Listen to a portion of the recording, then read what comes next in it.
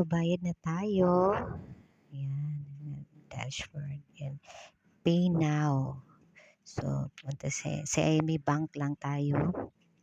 Yan, click nyo yan.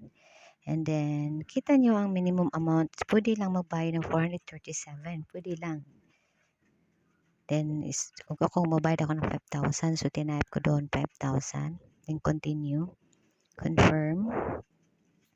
And then, your 60th PIN. Then, done. Click done for a successful payment. Then, makita nyo dyan na mayroon na akong 3,000 dahil 5. Kung magbayad kayo through GCash, punta lang kayo sa GSave. Click GSave. And then po sa My Savings, click My Savings. May 480 na akong savings. And i-click yung GSave.